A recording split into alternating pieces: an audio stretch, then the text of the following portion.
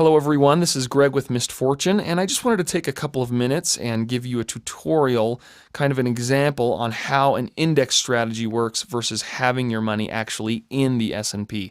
Now, how indexing works is that your money is usually lodged in a safe place, say with a highly rated life insurance company, but it's actually tied to the market like the S&P in this example. Now, when the market tanks, as we experienced in 2008, you don't lose in an indexed account. You have a guaranteed floor of, we're going to say 0% for this example.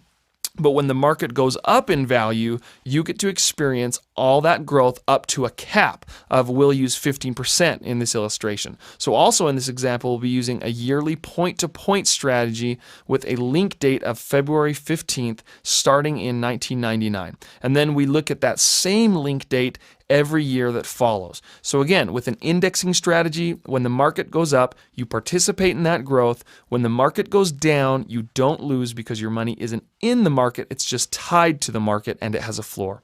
So let's look at this quick example.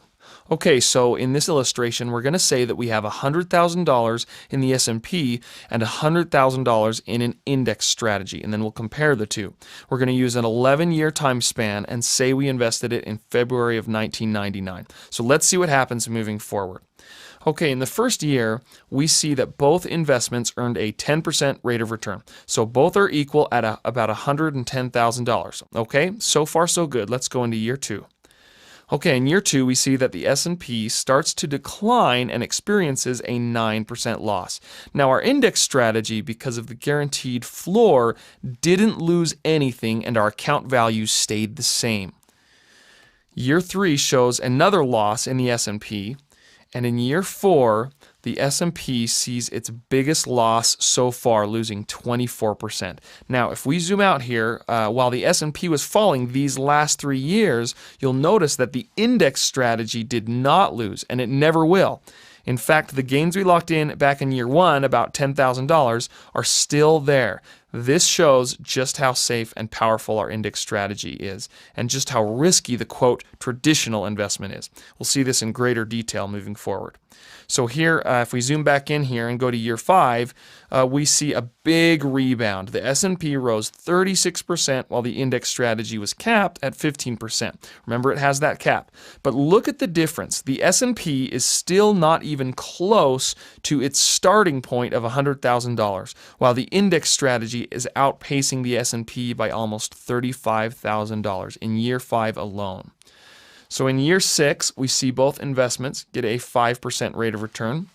And year seven shows about a 6.5% growth. And finally, our S&P example has broken even. It's come back to where we started, while the indexed account has nearly 40% more in account value. And year 8 shows a nearly 10% growth on both accounts, and year 9 shows a small 5.5% loss in the S&P. But in year 10, the stock market tanks and the S&P plummets to a 45% loss.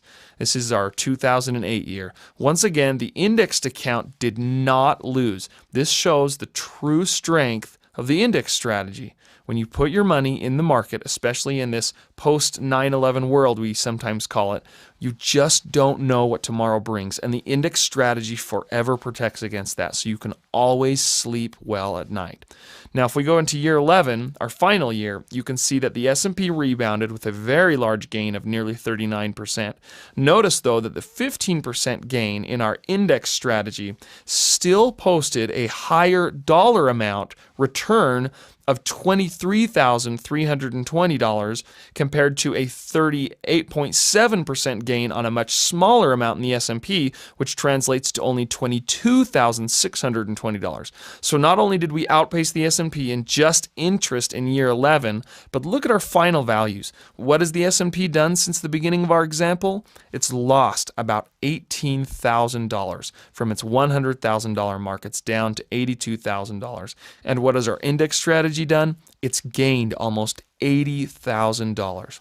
So hope this helps. We use this indexing strategy all the time, and people who followed Missed Fortune principles during this economic recession did not lose any of their investment when the market fell in 2008, and now when the market's going back up, they'll participate in all that growth.